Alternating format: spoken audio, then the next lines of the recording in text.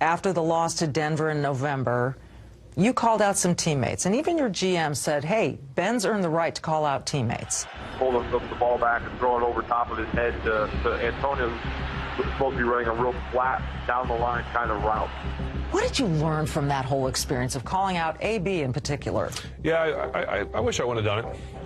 Why? You know, because obviously we saw what happened, and obviously it ruined a friendship. They just got caught up in the emotion, the heat of the battle. But the other person I challenged that game was James Washington. And I know people made a big deal about that. But James Washington texted me, called me, and talked to me in person and thanking me for that.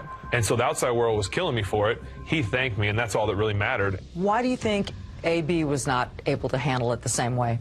You'll have to ask him. I'm not sure. Ben Roethlisberger with Michelle Tafoya, an interview that aired Sunday night as part of the Steelers-Titans preseason game. Chris, this one's easy for me, and I don't know, maybe Ben Roethlisberger is just playing a little dumb on this. James Washington is the rookie. Yeah. James Washington is the guy who's sucking up to the boss, to the guy who distributes the football. He's going to say, thank you, sir, may I have another? Yeah, you're right. AB's the established veteran who's been dealing with this crap for 8 years in his mind. That's his way of thinking of it. I'm done. I've had enough. Right. That's the difference. Yes. And to take what is packaged as an apology and to spin it into, well, I did the same thing with this guy and he thanked me for it. Are you really apologizing, or are you trying to paint the guy who was upset with what you said as being unreasonable for being upset? Yeah, I don't know what he was trying to accomplish with the last part of that comment. You're right there. He was kind of trying to justify it just a little bit to a degree without really diving into it.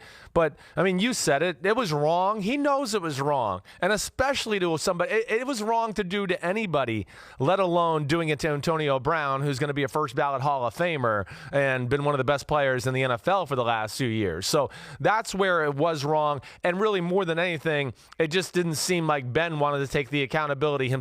I don't give a damn how flat Antonio Brown had to go on that. The only way he was going to get underneath Shelby Harris there, who intercepted the ball, was to be behind the line of scrimmage. So he wasn't supposed to go that flat, okay? I mean, really. Or he's going to have to run into the offensive lineman. So Big Ben, again, hey, I'm sure he's had to deal with, some polarizing figures, some tough personalities there in Pittsburgh. And he messed up here for sure. And he is taking accountability for it, but yet I know he's trying to kind of smooth it over there with a little bit he said altogether.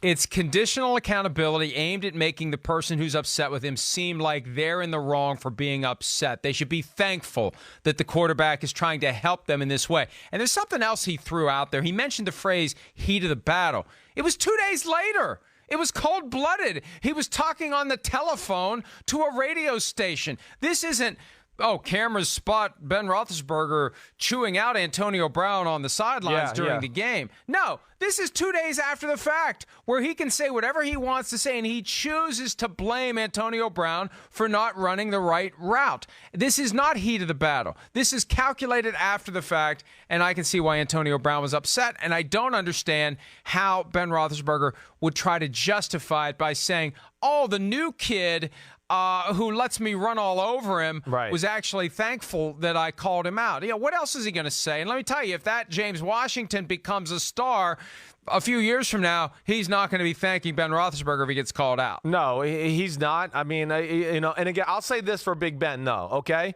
The heat of the battle sometimes does still go to the next day or 2 days later, because you're still just torn up inside when you lose a football game like that. And that was one of the most brutal losses of the season for the Pittsburgh Steelers. They kind of dominated that football game against the Denver Broncos and fumbled on the 1-inch line. He threw that interception. James Conner was running down the field on another scoring drive on a wide open play. He fumbled. I mean, they blew it. And yeah, he didn't want to take the accountability. But now we got to talk about the Antonio Brown tweet too. I mean, shut up already?